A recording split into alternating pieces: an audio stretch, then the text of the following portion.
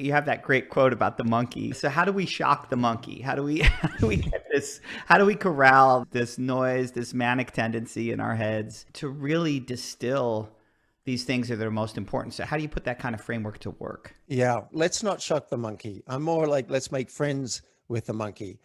So let's start with step one. I would start with 12 months out, and the monkey will come in. The monkey will be like, oh, but you've got to do. I had one client say to me last week, I think I have too many goals. I've got about 20 goals for the year. I said, why don't you just pick 3 to 5 that are going to take 80% of your focus, and you're really going to make sure that those happen. The rest of them, a bonus. She's like, all right, I can do that. So that's one way we start to do a deal with the monkey. All right, I'll have these bonus things, but these things are what really matter.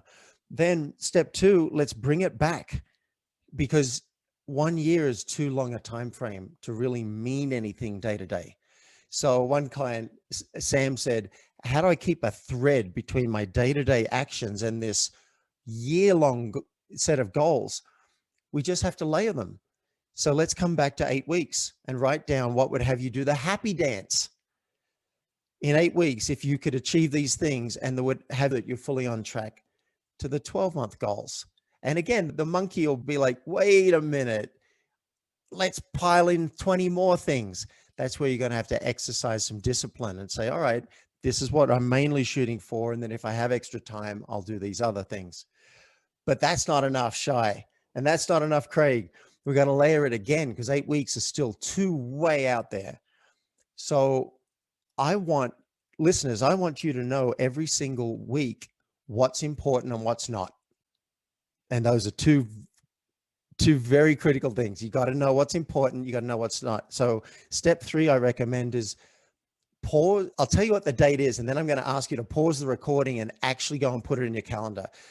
You want a regular date with yourself every week for 20 minutes. That's all I'm saying. I call it a CEO date. This is where you'll exercise executive function and some discipline. And you'll look back on what you did for the last 7 days, because I promise you've achieved 10 times more than you can remember. So it's important that we look back and celebrate, and then look at your 8-week goals and just choose, all right, for the next 7 days, this is what I will do. And maybe do some Post-it notes. They go up on the wall. But once you've done that, you're going to need some discipline, because every day the monkey's going to come back and say, I know you said we'd do these goals, but these 20 other things are important. So step 3, pause the video right now. Put in your calendar a recurring date with yourself every week, 20 minutes. Could be 4 o'clock on a Friday, 9 o'clock on a Monday. I don't care. But if you do this and actually show up for it, it can be a game changer, because this is when you get to talk to the monkey in your mind and say, all right, I know I want to do all this stuff, but this is what I choose to do. Then we'll see if you can actually stay on track. That's a whole other question. But at least at the macro level, we're starting to come back to focus, because I want you to have double revenue at the end of the year. I want you to have double your time off at the end of the year. And if you don't focus, you're going to feel busy during the year, and you're going to look back and say, what the hell did I do?